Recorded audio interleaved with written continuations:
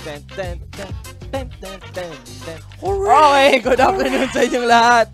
Magandang hapon po. It is May 17, 2018. At nagbabalik na naman po kami sa isang show na pinamagatang Matinong Usapan. Napakainit. Sobrang mainit ngayon. Pero kailangan natin mag-usap about Dota dahil bukas, MDL Changsha na naman. Continuation. Continuation yan. So nagbabalik ang inyong favorite Dota 2 talk show, ang MU. Pero, bagong lahat, magpapakilala muna kami. Ako po ang inyong lingkod. I'm Kuya Pao. Kasama ko, syempre. Ayan, tinanggap ko ng pagiging audits nila ng mga tao. Ayan, ako po si Calps. Magandang hapon po sa inyong lahat. Alright, alright. So marami tayong mag-uusapan today. Medyo meron tayong mga na-miss dahil nagkaroon tayo ng holiday. Monday holiday. Tuesday, Kasi election. Election. Oo. Sana bumoto kayo. Hindi ako nakaboto. Doon sa Cebu pa ako nakaregister. Hindi ako bumoboto. Yun lang. Kaya wala akong karapatang magreklamo. So, marami tayong na-miss. So, pag-uusapan natin today, Navi having roster problems, changing the rosters, dropping out of ESL 1 Birmingham. Pag-uusapan natin yung MDL Changsha playoffs who are on break for one day dahil media day. Grabe nga. Ang tagal ng pahinga ng lower bracket. Sa totoo lang. Matagal yung pahinga ng lower bracket. And, of course, pag-uusapan din natin yung kaninang balita lang. EG daw, tatanggal daw ba ng player. And Maraming speculation. Maraming speculation. Maraming speculation. And siguro yung pinakamabigat, topic-wise, Supreme Court. Nako. Supreme Court, may nag-weigh. Tungkol sa sa betting. Tungkol sa bet. So pag-uusapan natin lahat yun ngayon. Pero bago po kami magsimula, pasasamatan muna namin kayo, ang lupon ng Womo. Siyempre, ang lupon ng Womo. Lahat, kung saan man kayo na mahahanap. Sa Facebook, of course, lupon ng Womo. Sa YouTube, yung mga meron YouTube din. natin. Meron kami sarili ng YouTube channel, pakilagay dyan sa Obalars. And of course, yung mga kasama natin dito sa Twitch chat. So, actually, batayin nga muna natin. Shoutout daw mga sir from Cagayan de Oro City. Si Seyi13. Nawala yung chat. Ayan. Confirm na ba sa... pag-uusapan natin mamaya. Marami tayong pwedeng pag-usapan sa totoo lang. Pero kamusta yung medyo long break tayo Oo, kasi ulitin ko, Monday, barangay elections, tapos yung Tuesday naman, napakaraming games ng MDL Changsha, knowing yung group stage nila is best of 2, single round robin, so lahat siya magtatapat-tapat. So, alam mo yun, hati-hati, si General. Hati-hati. Si General nandito siya. Tsaka medyo ako rin marami akong ginawa. Kasi kung tutusin, pwede naman ako mag-MU. But, may hindi. Marami tayong ginagawa. Alam nyo guys, wag kayong malulungkot kung hindi nakakapag-MU si Pao. Kasi sobrang daming ginagawa ni Pao. Puti na yung buko. And isa pa, kaya siya maraming ginagawa is para din to sa future ng WXC Plus channel. Ginawa mo naman parang pamilya. Nak, magtatrabaho na si daddy ha. Pero yun, pag-usapan natin siya today. Pero bago po yun, meron lang kami ka-clarify muna itungkol to dun sa ating Battle Pass giveaway. Kung naalala nyo, marami nagtatanong nung last time, sinabi ko may giveaway tayo, which meron tayong giveaway. Pero yun nga lang, dahil hindi pwedeng i-giveaway yung Battle Pass mismo kung hindi friends for more than a month, hinanapan muna namin ng paraan. So, yung giveaway natin, minove namin from instead of this week to next week. Nasa amin na yung mga pass. Nasa amin na yung mga pass. Hawak na. So, next week na namin ipamimigay para, kasi ang gagawin natin, still the same, manood kayo ng Matinong Usapan, Monday, Tuesday, Thursday, Friday. Mamimigay kami each day. Yep. And then, on Roche Pit, nung Friday na yon, magbibigay kami ng 3 level 75. Hindi, 3 level 75. Pero kung gagawin kasi namin ngayon yon, medyo weird, di ba? Magbibigay kami ng isa ngayon, bukas isa, tas 3 Roche Pit, tapos Monday, Tuesday, tapos sa Thursday matatapos yung giveaway. Pangit hindi nga maganda kung ganun yung sistema ang gagawin natin sa pamimigay. So, yan. Yun yung mangyayari. Alright. So, pag-uusapan na natin ngayon. Topic number 1 natin today is, of course, MDL Changsha playoffs. Maraming ganapan nangyari kahapon. Nagtuloy-tuloy muna the first round of the upper bracket. Yung lower bracket, medyo nabigyan sila ng pahinga. OG and TNC are down in the second round of the lower bracket. Yeah. Mineski and Secret are in the third round. Vici Gaming, J Storm, and Vici Gaming are up to the upper bracket final. In-expect mo ba yan? Honestly, hindi. Ako rin, hindi. Honestly, ang in-expect ko was LGD was going to be on top. Actually, nung nakita ko yung matchup ng VGJ Storm versus Mineski, nung nanalo yung VGJ, sabi ko, oy, Oo, di ba? May chance. So, yun yung, ako in-expect ko LGD was going to be on top. I expected, actually, I didn't expect Mineski to lose. They lost a good series. They lost a good series against VG Gaming. Game 1 was really good for Mineski, but then, na long game sila sa Long game nga yan. Pinanood ko yung replay. Diba? So, I thought that maybe the VG Gaming squads were maybe going to fall sa second round ng upper bracket. But props to them, sobrang ganda ng mga ginawa nila. I think the most improved is VG Gaming J Storm. Sobrang ganda ng pinakita nila. And who knew? The only secret to making North American team good is to get a European. Tsaka may factor din dito kasi guys na this is the first time that these teams, like for example yung bagong lineup ng VGJ Storm, na makakalaro nila yung mga teams na rin na matagal na rin nasa eksena or nagko-compete sa DPC. Pero that is an important point. VG Gaming J Storm cannot get DPC points. Yun pa. That's the sad part. Pero either way, they'll take the money. They will take they'll take the money in the practice, which is very important. Yung level up mo, yung, the fact that you can become a very good team is I think worth more than DPC points at this point kasi kahit makakuha man sila ng DPC points, it's not going to be enough to break into the top 8. So, it's mas importante ngayon yung mag-level up sila bilang isang team so that they will have the experience, the skill needed to finish the qualifiers mamaya at the end of June. Diba? Malapit na yun. Sobrang ano na lang, parang less than 30 days, I think, to the qualifiers. To the TI qualifiers. We have, after nito, it's going to be 4-day break, ESL 1 Birmingham, and then a 2-day break, Super Major. Tsaka meron pa pala, just in case na kung maalala nyo, open qualifiers for NA, kung hindi makakapasok yung EG, parang sabi natin before, ang matinding top teams na magko-compete for the open qualifiers for the North American region is Optic and Evil Geniuses. But right now, we have VGJ Storm. Yeah. Pag-usapan namin yun, kung gusto nyo panoorin, again, Lars, pwede mo bang ilagay dito yung ano natin, yung YouTube natin dito sa baba? Pinag-usapan namin ni Ren yun sa last naming The Duel. The Duel, yeah. Which wala rin kaming The Duel last week because it was barangay election.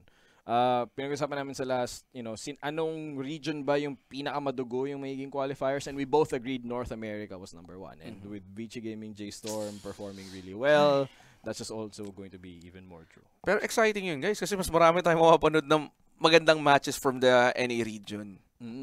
Marami tayong maano. So ano sa tingin nyo guys? Did you expect VG Gaming J and VG Gaming to perform really, really well? I think, sinong favorite mo so far sa mga performing well? I like snaking. Ay, hindi. Ako, MSS. MSS? Oo. Sakto yung pagkakarotate niya from the offlane to 4. I think basta their supports and their offlane ang laki ng impact. Sobrang laki ng impact. Sa totoo lang. Pero ako gusto ko si snaking. Okay din si snaking sa offlane. Gusto ko si snaking. Alam mo yung parang talagang minsan nagpapa-catch out talaga siya para lang magkaroon muna ng more extra space si resolution. So, malaking bagay yun para sa akin. Tsaka, for the first time, nakita ko si Reso na nag-work up or yung chemistry niya sa isang team na nilipatan niya na okay. Alam mo yun? Yeah, finally. And they are playing around him because Resolution is the kind of player that you play around. Nakita mo naman yung Medusa game niya, double rampage siya. I forgot sino yung kalaban niya. Basta na double rampage niya yun on Medusa. So, that's one of those things na makikita mo. Once you really activate this kind of player, sobrang laki nung diferensya from the time na doon siya. Parang tingin ko tuloy yung Resolution ngayon, siya yung parang player na kailangan i-enable. Kailangan siya i-enable. Kailangan ma-activate. So yun nga yung nagagawa ngayon, parang best compliment sa kanya ngayon itong mga teammates niya, especially yung mga supports. Like for example, si MSS nga. MSS God. Pero MSS God has always been a meme. So anyway, maski nung offlane pa rin naman si MSS dun, sobrang galing din naman eh. Sa mga hindi nakakaalam, MSS was a solid offlaner pa since his career in Dota. TI3, TI4, mga ganun. Mga qualifiers nung mga kapanahonan ng SNA, Narvi, North American regions. Sa mga hindi nakakaalala. Navi USA. Naalala niyo ba yun? Ritsu. Well, Ritsu. So, ayan. Alright. Ito sabi ni Andres007x23, yung abado ni Snaking. That's what I mean. True. Diba? Yung abado ni Snaking, sobrang galing gumawa ng space. Wala eh. Magalingan ako doon. Basta magaling. I mean, yung overall, VGJ Storm is really performing well out of out from my expectation na, ay hindi, wala to. Now, we will take some questions here because we know na marami kayo tanong special about TNC nakikita ko na dito. May impact daw ba si A sa TNC? Yes. There is. I think so. And complement to that, may nagtanong din, what do you think about their draft so far? I actually do like their draft. Meron silang, pero more than their draft, ang mas nagagandahan ako ngayon yung gameplay nila. Meron silang isang laro, forgot, it was against LGD, the LGD match. No, best of 2. Best of 2. So, game 1, they drafted Lycan into yung axe ni Chalice. Diba? And then, sabi nung, eto, naalala ko kasi, nung pinanood ko siya, naka-multi-twitch ako, pero naka-on ako sa English broadcast. Sabi nung English na broadcast, sila Kyle, sila BSJ, sabi nila, ano ba to? Ang pangit nung draft ng TNC. Walang gagawin nila sa Axe, ganito, ganyan. Tapos may Slark pa yung, kalaban. Yung, si Ame naka-Slark.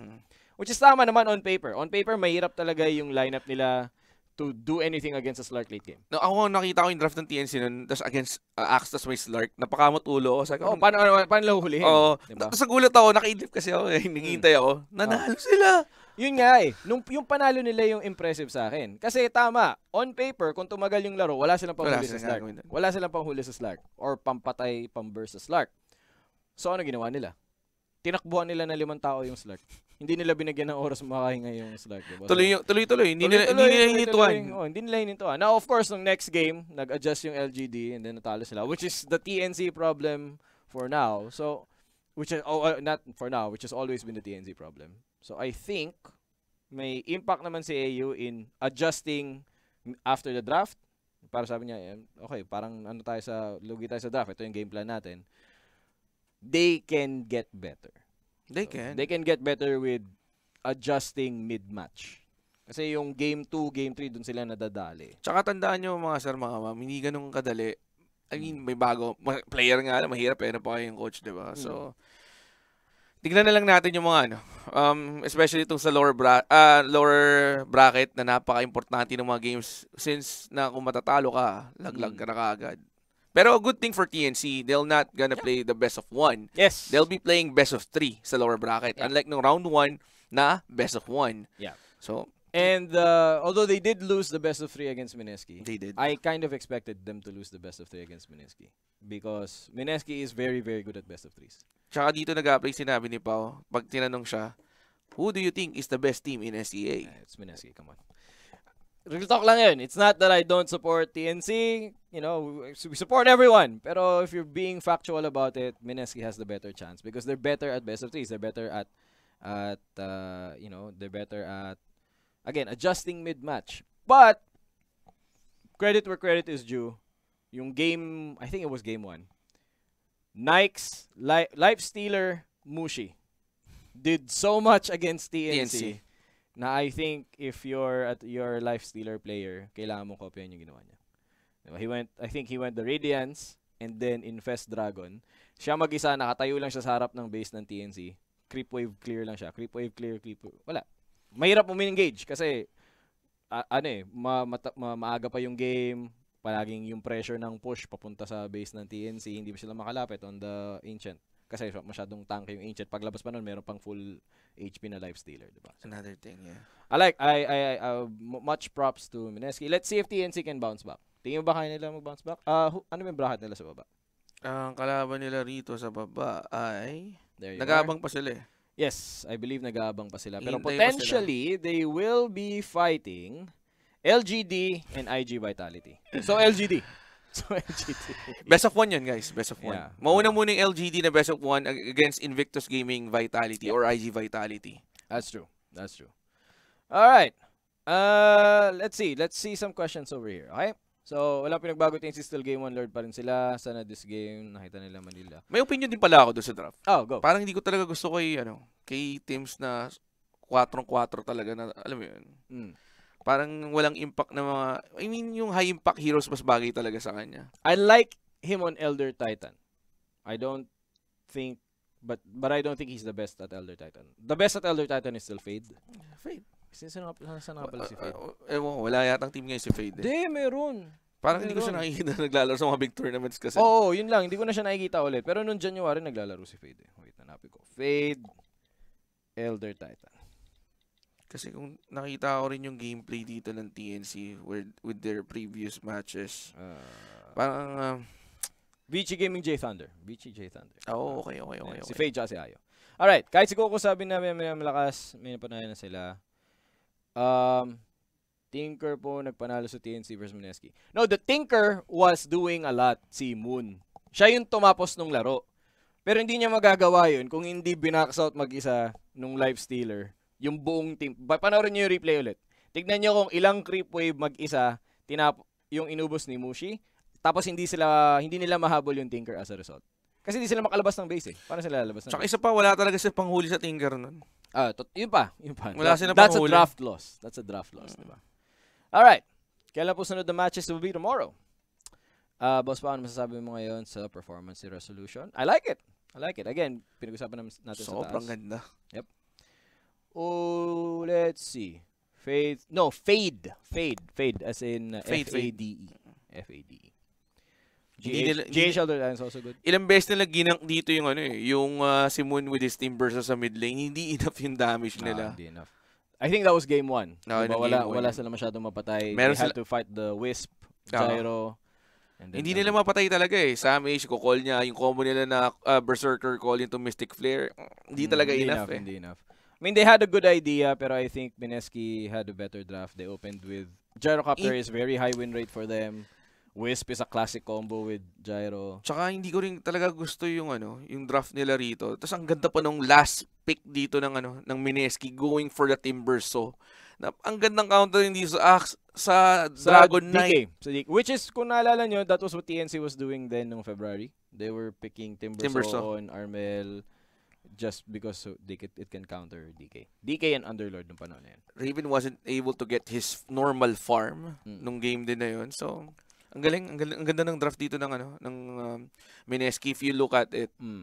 What do you think of Paparazzi Luna? Luna, wow, grabe. Paparazzi Luna I think is now at 7.07 upwards na patch is the most farmed carry record nasa kanya. 33,000 at 20 something minutes. So, he is very good. Paparazzi is very good.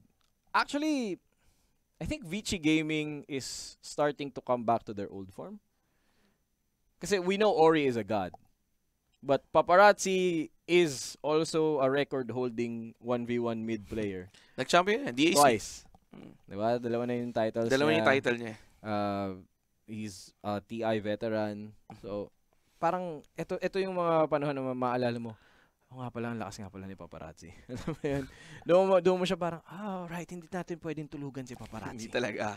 Yeah. May kalalagyan kayo kung tutulugan nyo lang siya. Yeah. Pero may rin sabi nila kasi, Ayo, best pick daw, OP. I think it's very good. Overpower. Hindi, kasi for me, it depends on the player who's using it din eh. I think it also depends on the team.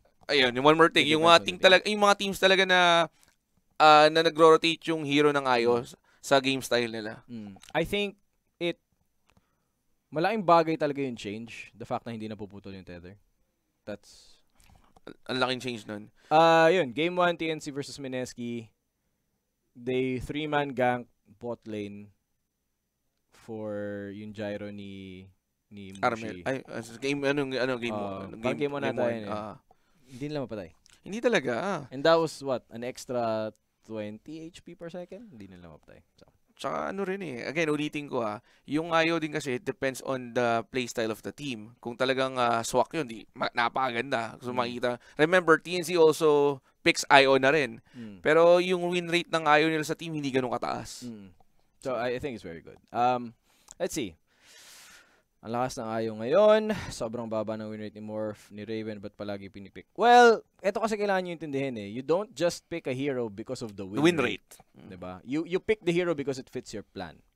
So, maybe they had a plan. I haven't reviewed enough of the replay or talked to them to see if I agree with the plan. Pero from seeing it, maybe they have a plan. They have a draft plan. So. They wouldn't pick it naman kung wala silang plan. Oo, hindi mo na kasi kung pipili mo lang high win rate lahat. Ganun din eh. Parang ang gumawa ng parang ang nagluto na kung ano lang yung masasarap na ingredient, pinagsama mo lang. naging sabaw siya, pangit yung lasa. Diba? Diba? Kasi wala, hindi naman siya nagko-complement eh. Tsaka that's the difference between pub games and mga professional games, diba? You just don't bet on your highest win rate or best hero if you're gonna play. Kasi ano to eh, iba pag tournament talaga.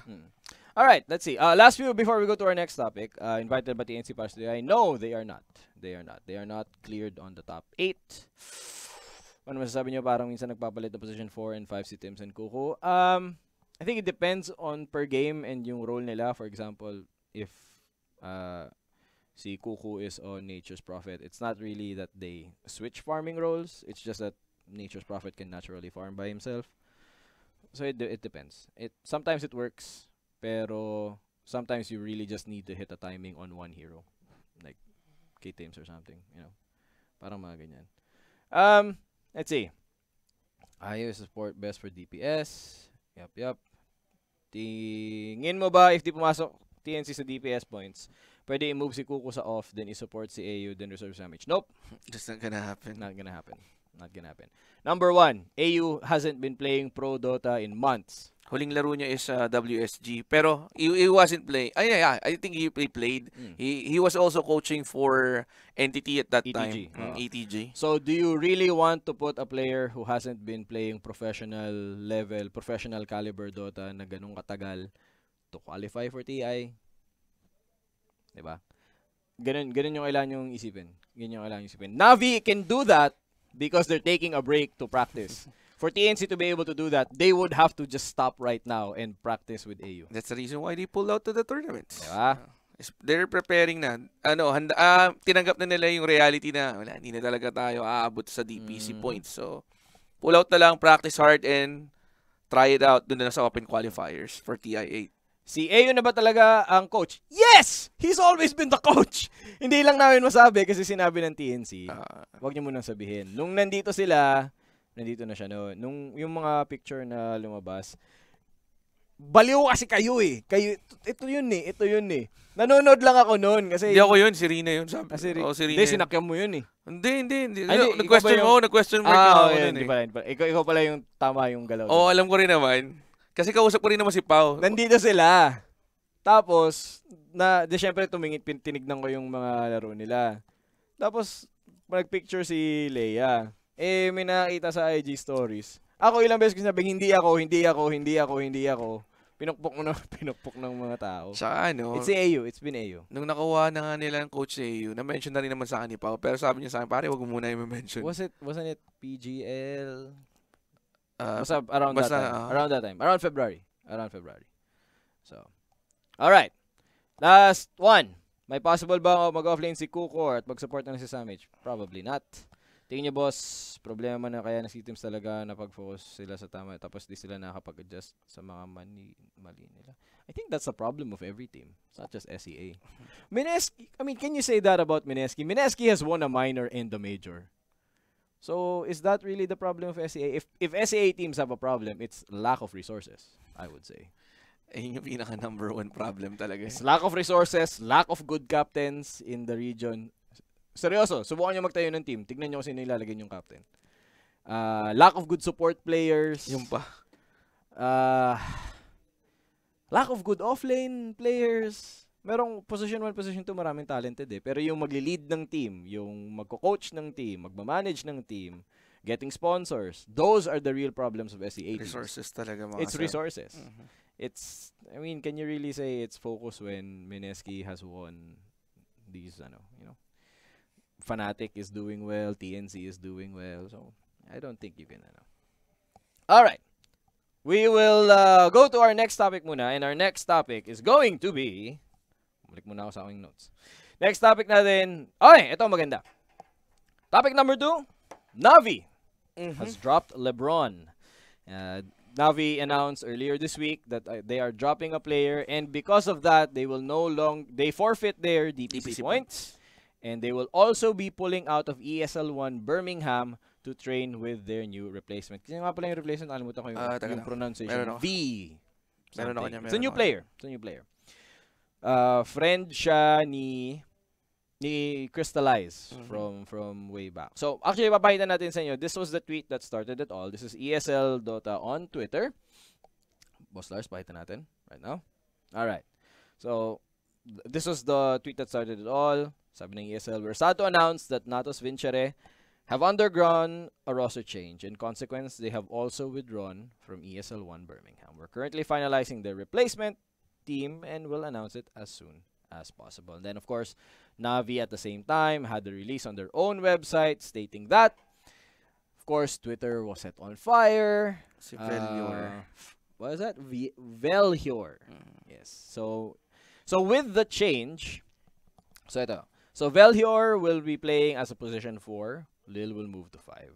So position 5 support, Nikola, Lebron, Popovich. Lebron to Popovich. Basketball fans? See? Diba? See? Diba? So they've also made a decision daw. So sabi ng team manager nila, we've decided to replace the player now and withdraw from Birmingham, which was uncertain because of visa issues. At the beginning of the next week, we will gather for a short boot camp in Kiev. And after that, a 1-week boot camp in China for the full-fledged super major preparation. So they're still going to the super major.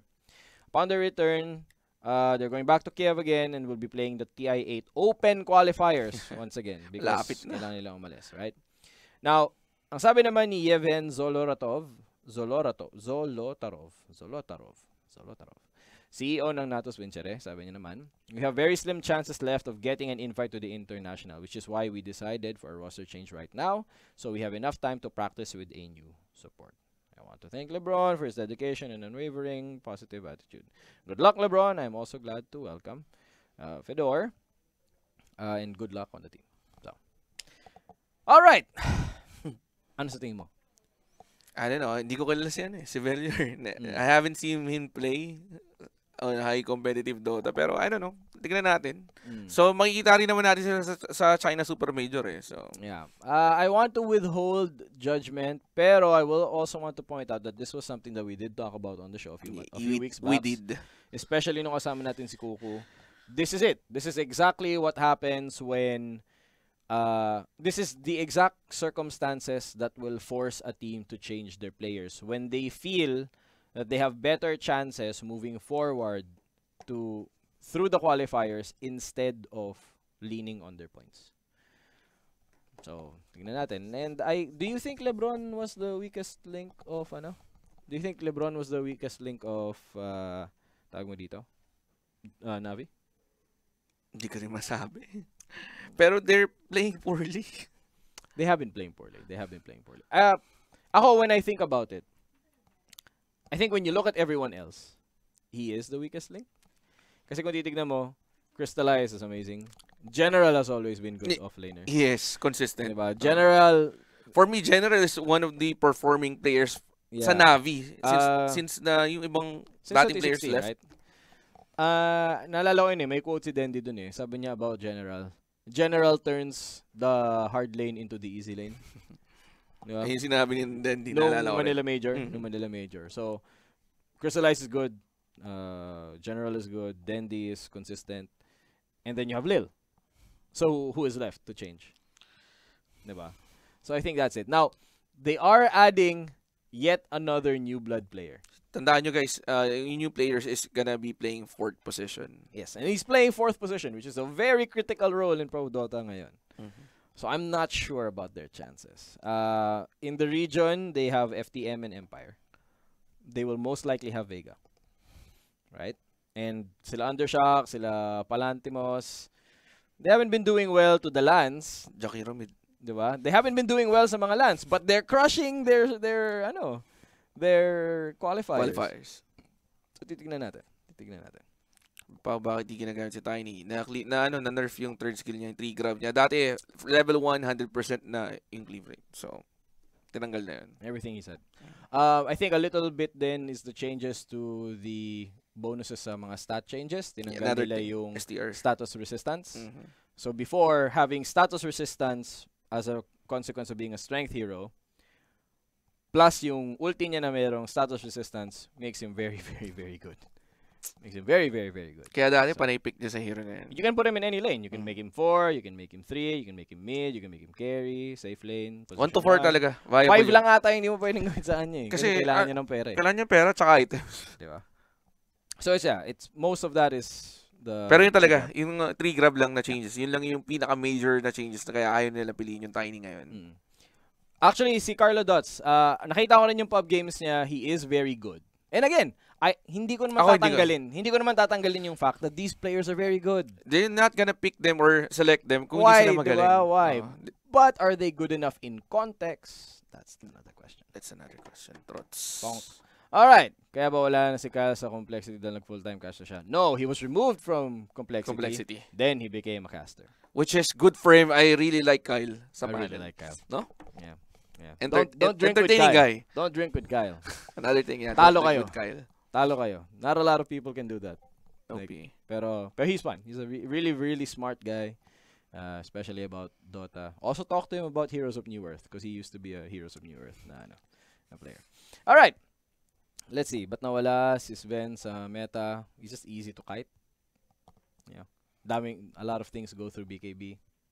So, yung Invoker ni Miracle nilabas na, yung Invoker ni Armel, kailan kaya? I'm not sure. Problem with the Invoker is, wala siyang lane impact eh. So. TNC tried before. They tried playing Armel's Invoker. Pero, on that game, nakatandaan ko, malinaw, they lost. Yeah. 50-50, sometimes it's really, really good. If walang lane pressure, walang game pressure. Tsaka one more thing. Guys, remember, yung TNC, para sa akin, mas maganda yung nilalaro nila sa mga heroes kasi team sila full of aggression yung mga yan. So yung mga heroes talaga na bagay sa kanila yung mga low cooldowns na heroes. Tsaka yung mga heroes na mabilis mag-online. Yes. Kung ikukumpara mo if you sa have to take like 15 to 20 minutes to get online, that's kind of a big ask. Right now in Pro Dota, isipin mo yung kalaban mo, even Tinker becomes online faster than you because Tinker gets to Boots timing at about 12. 11 minutes, 12, ganun. 11, 12. Depends on how good your laning phase is. And then 2 or 3 minutes later, it's a dagger. So by 15 minutes, may dalawang item na siya. Can impact the entire map. Whereas when you're Invoker, tagal. Midas. You need Midas. And then, if you're playing Pro Dota, you're probably not going for Aghanims first because you'll probably need a Yule Scepter of some sort. Diba? Normal. Iba, nagda-drums pa eh. May nagda-drum. Yeah, mahirap. Anyway. Let's see. Confused pa rin ako. Pinoy po ba si... Yes! Ninja Boogie is Pinoy. He's half. He's American-Filipino. His dad, I think, is Filipino. His mom is Filipina from Cebu. He's been in Cebu for years. Tagal na Ninja Boogie sa Cebu. Mas Bisaya pa sa inyo yun. He's been living in the Philippines for a long time. Oo, matagal na. Hindi lang matagal na. Talagang dugong Pinoy si Ninja Boogie. Oh, bibisayahin kayo nun. Hindi nyo lang alam. The guy can speak Tagalog, Bisaya. He's really, really Filipino. You know? It so happens half his blood is American. It's fine. Let's see. He has dual citizenship. What does Meepo need to be put in the meta? Tanggalin niyo yung nerf on magic resistance. Hindi ba ina-announce ang TNC si AU na coach dahil tinetest muna nila yung impact niya sa major? No. He's locked in as their coach. I think they didn't announce him because AU is a shy guy. So ayaw ni AU na parang unneeded na parang si AU na kaya yung si extra publicity. AU never wanted publicity. I would know because I interviewed him before for Sports Illustrated. Ang isa niya lang sabi sa akin, papa-interview ko sa'yo pero wag lang anything about my personal life. Just yung mga thoughts ko lang about the game. I knew AU since 2014. Yung TNC nung time na yun, hindi pa sila ganun kalaki ngayon. Talaga mahihayin yun. Ayaw nyo na mga ganung stuff. Yeah. Curious ako sa Mineski, sino po yung coach draft nila? It's 71. It's the legendary coach of eHome and DK, man! Come on! Best DK, by the way. 2013-2014 DK. The correct DK. So, Burning Mushi. Ice. Burning Mushi, Ice, Lanam, MMY. Diba? Coach. And the coach, pare. Coach, 71. Diba? They didn't win TI. But, pero strongest team ever. Ano time na yun? Okay. Boss, pabor ba kayo sa TNC na may coach? Yep. Every team should have coach. Boss, Sir Pao and Sir Calves, ba't kaya nahihirapan ng TNC sa Doom? Kind of yung sinabi ni Calves. Hindi. Totoo. I mean, hindi sila nahihirapan sa Doom. I mean, nung nandito rin naman si Kuku, we talked about yung nahihirapan doon sila sa Doom. Pero hindi, sabi niya, hindi. Kaya na namin yung Doom. We know on how to deal with Doom. I think pag nakikita nyo lang yung Doom, parang it just so happens na natatalo sila on Doom. Pero they've lost more games to Underlord than they've lost games to Doom. Alam nyo yun, parang may recency bias yan eh. Parang nakita nyo ngayon natalo sila sa Doom. Nakita nyo kahapon natalo sila sa Doom. They must have a problem with Doom. Tignan nyo yung history ng mga laro nila. They've lost more games to Underlord than they've lost games to Doom. Pero, I think there is a little bit of truth to that. Kasi, katulad nung sabi mo kanina, TNC does the best when they're on these low cooldown heroes. So, what does Doom do? He shuts you down. I don't care kung low cooldown ka. You're not doing anything. So, it takes away a lot. Kasi may ibang hero na, kunwari, Leviathan ka. Pag na-doom ka ng pag na-doom yung Leviathan, ano ngayon, nagbitaw ka na ng Ravage 100 seconds na yun eh. Wala ka na pakialam eh. Tsaka wala nang gagawin talaga. Diba? Totally. May mga ganung hero kasi na parang kahit i-doom mo sila, wala sila. Draw, kunwari, doom mo yung draw unless kalahati na yung buhay ng draw. It's going to shoot you. Diba? May ano pa rin naman eh. May ganung impact pa rin. There are some heroes na pag dinoom mo, sobrang laki ng impact. So far, TNC, they play those types. Morphling, doon po, wala nang gagawin. Oh, wala. Just a ball of stats. Diba? I-doom mo yung, for example, yung ginagamit, yung mga Queen of Pain ni Armel, diba? Yung mga Timberso. Doom mo yung Timber, wala na rin diba? Wala, ang gagawin niya. Wala. Anong pakinong reactive armor doon sa Doom ng Doombringer, diba? So, wala eh. So it's those things. So I think there's a little bit of truth to it, pero there's also recency bias. No, Pao never said na TNC doesn't need a coach. No. I said they would probably... No, I always think that teams need coaches. For me, same. Ang sinabi ko, I think they can do if they have an analyst first and then a coach, right? Because it's hard to find a coach. Now, si AU served as their analyst before being their coach because he was already with the team PGL pa lang. Basta nung around something that nung time na yun, Yeah. duration na yun, nandun na si AU talaga. Nandun na si AU, just giving them some tips and pointers again. Insights. Before actually flying out with them. This is the first tournament that he's flown Kasama out with siya. the team. Diba? So, ganun din. That's what they did. He analyzed first, then after that, coach. You know?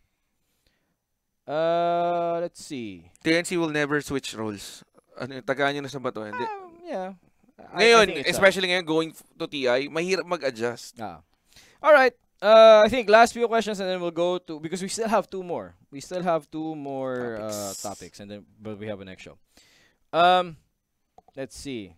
Kailan gagamitin ni Kuko yung Chen? Is Chen even good ngayon? Nah.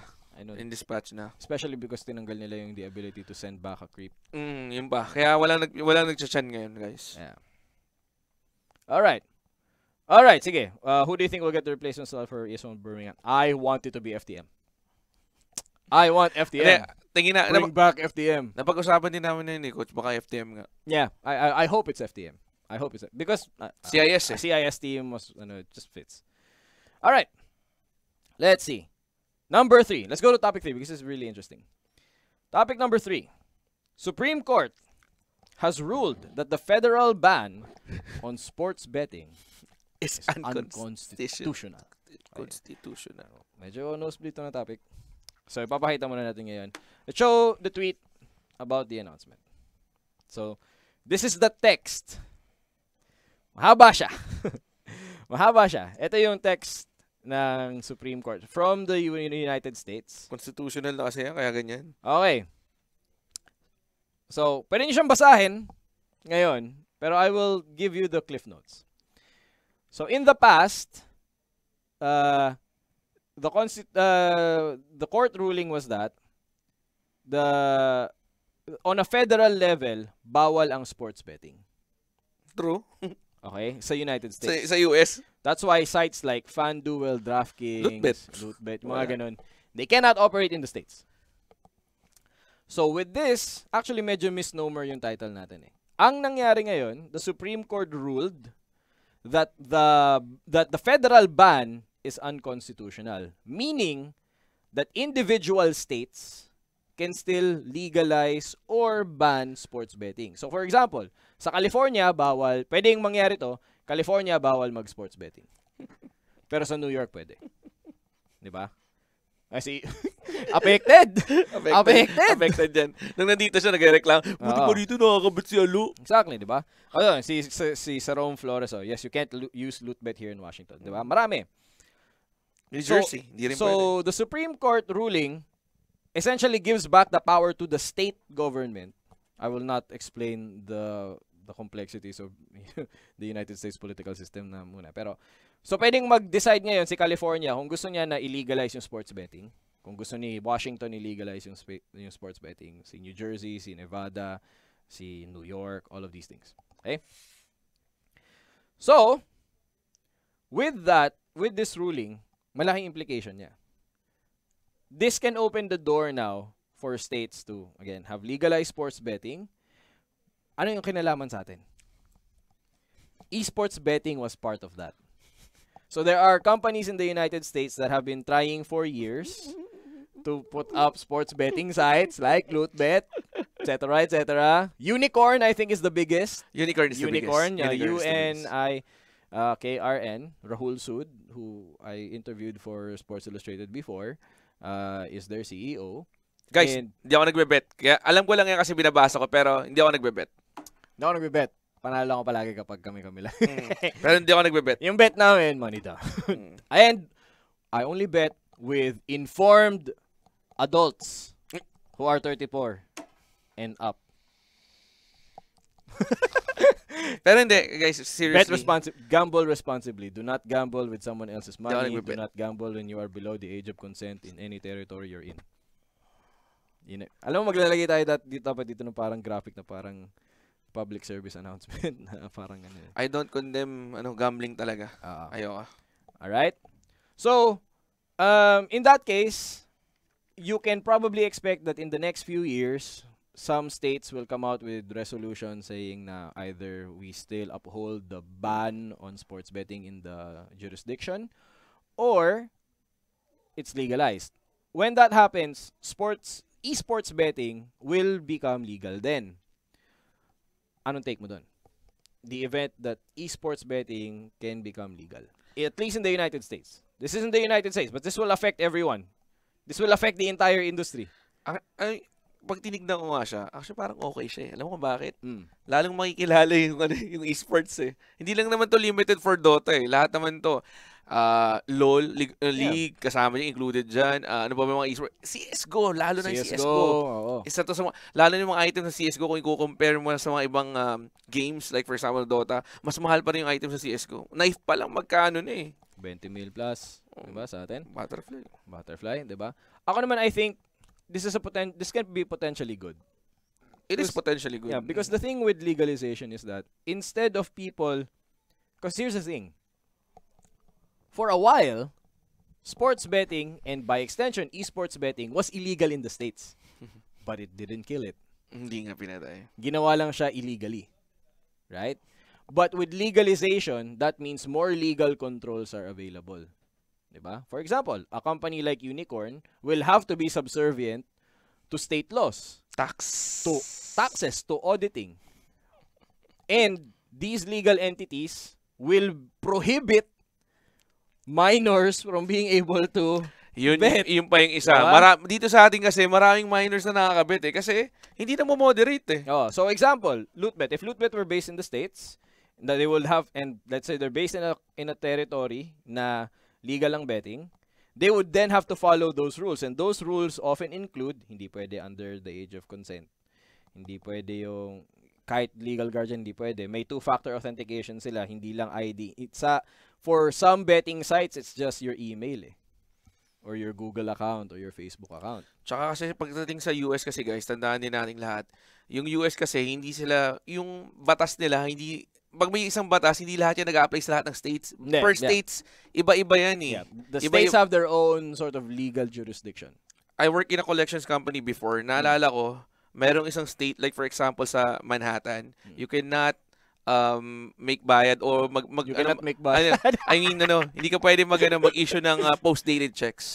Hindi pwede. Tapos sa naman, sa North Carolina naman, hindi ka pwede magbigay ng information sa spouse or anyone unless dun lang talaga sa creditor. Yun lang. Yeah. So, yung mga ganun, right? So, it's a potentially good thing. It's a potentially good thing.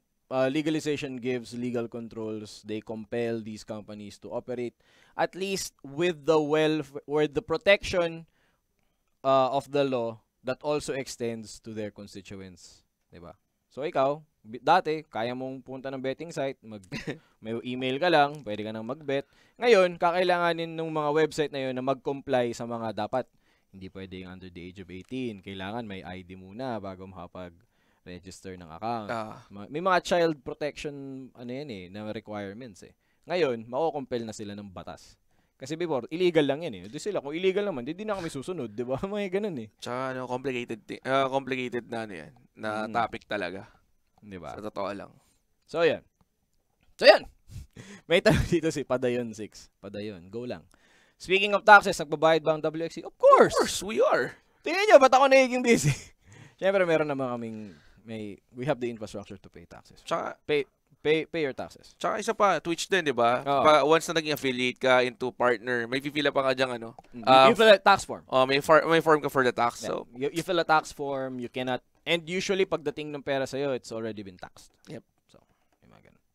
Alright, Boss Carls, pwede pa make shout. Sorry guys.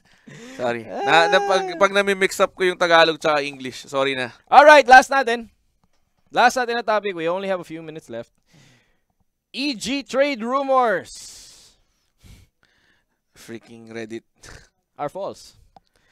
So, nasabi may actually pwede ba natin pakita dito, Lars? Pakita natin yung ano. Yung ano lang. Hindi niya nalagay. Okay. Sige, teka lang, hanapin niya. Pero, early this morning, may mga sites na nag-share. May mga Facebook page na nag-share. Na may nagkaroon ng conversation yung EG manager si Philip Aram. Looks legit, man. Pero with someone else. Looks legit. Na they were talking about PPD transferring in a trade with Misery. So, Optic, EG, trade. It was so freaking legit pag tinignan mo sa what? Okay. Pero, it's been debunked. Pero kasi kung kakabasa mo lang, it makes sense since Optic Gaming nga rin naman is at top 14. Parang hindi rin naman sila maglalaro sa mga natitirang majors. And EG naman, well, for me, parang alanganin kasi EG still has a chance to win kung mananalo sila sa ESL 1. And ngayon, top 9 sila. Pero kasi pwede magbago yan eh. Pwede pa magbago kasi ongoing pa yung Changsha. Yes. Kaya parang binabalansi ko yung pero may mali ako. Since na naka-follow pala kay Phil Aram. Dapat tinignan mo si Phil Aram, bakit mo na tinignan nyo kay Phil Aram? Ako, in-email ko si Phil. Nag-email ako kay Phil. Yes, you can. Yeah. You can use the Roche. Pag-uusapan din namin siya on Roche Pit, pero papakita namin sa inyo ngayon. So, ito. Si Philip Aram. Ito yung original na parang pinost sa Reddit. So, sabi ni Philip, hey, following up on our Skype call earlier, I had a talk with the rest of the board and we decided we can go with the 450K straight transfer between PPD and Misery. Let me know if the amount is satisfactory. We can move forward. Other guy responds, the amount will be fine. Hope Peter does great with you guys. Your lawyers can contact Optic Gaming's lawyer, Radney Wood, Vela Woodlaw, to finalize everything. He is up to date on the situation. Okay, we'll do first thing tomorrow. Ito ngayon, yung sinagot ni Philip Aram. Di pa siya lumalabas. Basta, nilinaw na rin ni Phil. Ayan, sinabi ni Phil, Reddit thing is fake. No way I fuck up my homophones like that. Kasi yung part doon na sinabi niyang, based on our Skype conversation, may typo yun. A-R-E. A-R-E. It's supposed to be O-U-R. So it is false. Okay. Hindi, ibig sabihin hindi siya yung nag-type. Right? So, I do think though that if PPD moved to EG, they would have a better chance. For me, yes. PPD is the king of NA, man. Come on. PPD is the king of NA. Bend the knee to PPD. Kaya nga ang ganda na nilalaro ng Optic. Yeah. You have to bend the knee to PPD. Pero with the way that EG is constructed right now with RTZ and Sumail and then add PPD, walang universe, I also don't think it's going to work anyway. That's 4 egos in one team. What is it? 4 egos? It's 3 egos, right? 3 egos. It's RTZ. It'll be RTZ, PPD, and Sumail. So, yung tatlo na yan eh. Yeah. I don't think it's gonna be good.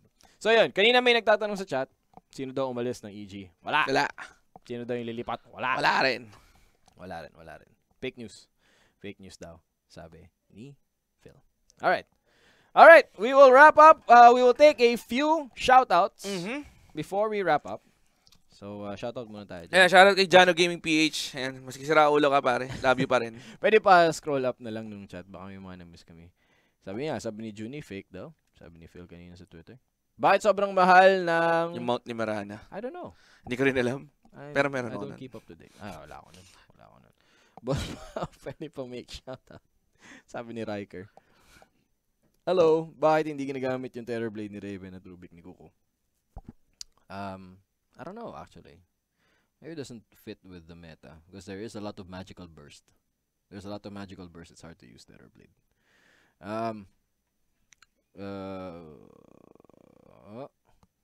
Let's see. Ano yan? Bedroom Romantico. Hindi ko makita. Scroll down more. Scroll down. Sir Calves, pa-shoutout. Ayun. Sabi ni Bedroom Romantico, sana daw manalo ka na mamaya. Wala talaga ako swerte sa raffle. Kailan film room? Film room is on hold because we can't get anyone sa mga pro players. Ang hirap, mahirap. Oh. But, di ba sabi nga namin, maggagawa kami ng film room ni Bayabas. The problem is nasira isa namin capture card. So, we can't show you the game at the same time stream. That's the problem. Shoutout dito sa Canada po. 4 AM na, pero nakabawal pa rin. Hello!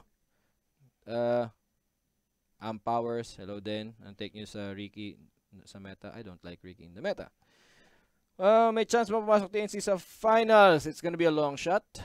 But I think they have a chance. They have the chance. Pero ang mahirap is either of the Vici Gamings are going to be the end boss sa lower bracket. So I think it's going to be hard. But di nila pinipick si SK. I think it's always been banned. Right? Hasn't it always been banned? Pa-shoutout, boss ka, boss. Pakisabi kay Ankbot na piliin ako araw-araw. Sabihin namin. Mabati, boss, boss. Cal's watching dito sa office. Faiz Painko from KSA. Yeah, shoutout sa'yo, Faiz. Oh. Boss, pwede ba maging part-time sa Tier 1? I think we just closed the internship. I think na kompleto na. Alam ko kompleto na rin. Mga 10 yung nakuha namin from the internship program. So, they're outside after. Walang MDL ngayon, sir. Dave, 15. Bukas ang continuation. Okay, so may announcement pala dito. Yung the Tier 1's internship program, the One Academy, is closed na because we've already gotten yung we've cut off on getting people to intern. But it will return in 3 months. So in 3 months, we will open the internships once again. Shoutout kay Eggdots, si Gold yan. Taga Taytay sa Floodway. Medyo malapit sa amin yan. Shoutout sa'yo, pare. Ba't di lang nag-coach si BYB sa TNC? Nah. One lazy SOB yan si Bayabas. So, wala po. Last 2 games, SK was not banned sa Mineski, pero di pinik ng TNC. I don't know actually. Ako rin. Hindi ko rin alam kung bakit, pero hindi nga siya nakaban nun. At hindi rin pinik ng opposing side. Oy! Oy! Oy! May papasok. Malapit na yung next show natin, so mag-wrap up na tayo. Meron na dumating. Bakit pag wrestling maaga ka dumating? Pag wrestling maaga kang dumating. Nasakto lang. Nasakto lang. 3 weeks na akong absent dun. 3 weeks na absent dun. Alright, magpapaalam na tayo. Last view na lang, shoutout kay Vane Data na nasa Hotel Sogo office. Accounting department. Sa accounting department. Huwag ka ng discount. Hindi, nag-usap na kami niyan. Madalas ka dyan, di ba? Alright, si Kung Po Pandas, hello sa'yo. And we will have to say goodbye. So that's another episode ng Matinong Usapan, Calbs. Yeah. Saan kanila pwede hanapin? Doon pa rin sa aking Facebook page at Caster Calbs. And makikita nyo rin nila, of course, sa ating mga streams, mga tournament coverages ng Wombo X Combo. May nagsabi kanina, nagsasawa na daw sila sa inyo maglaro. Ako na daw maglalaro. Pag nagkaroon ako ng oras, na pagkatapos ito, gagawa pa ako ng script. Hindi, sila yung pinagkasawaan nila panoorin. Sila Alo. Isang beses lang ako sumali sa kanila. Panalo? Siyempre. Nandun ako eh. Ay! Araw talaga. Talaga. Diyos ko, Global Science na ako ng Rubicon. Ano ba yan? Alright, magpapasalamat kami sa lupo ng Wombo Combo. Salamat sa suporta niyo at nagawa namin itong isang buong bagong channel. Na araw-araw inukulit ako ni Nico dahil kailangan gumawa ng bagong content. Pero dahil din sa inyo, nagawa rin namin to. So thank you. If you want to support us more, pwede nyo kami follow dito sa Twitch. Or pwede nyo kayong mag-subscribe. Yung subscriptions nyo, ginagamit namin for no other purposes but to fund new shows. Kung nakapansin nyo, ang dami na naming shows. Speaking of which, parang akong professional mag-segue. May bago tayong show. After nito, is going to be wrestling naman. The Pipe Bomb. Starring, nakita nyo na, si Nico. Si Boss Mac. Si Boss Mac nandyan. RD. Esports Overdrive. And si Marco, the Tiger Poet. Nandito sila. Pag-uusapan nila wrestling at meron silang giveaway. Kung fan kayo ng wrestling, meron silang giveaway for the Manila Wrestling Federation na event. Prots. So, puntahan nyo yan. Roshpit! Oy! Roshpit kami mamaya. Maaga pala Roshpit. Walang Roshpit bukas, guys. Hindi. I-record lang namin yun. Kasi wala si Nico bukas. Copy. I-record lang namin yun. Papapanood nyo pa rin Roshpit same time tomorrow at 5 p.m. yung canned na episode. Today, i-record namin siya. Alright? So, we will see you guys tomorrow. MDL Changsha playoffs will resume. But for now, manood muna kayo ng WXC+. Bye!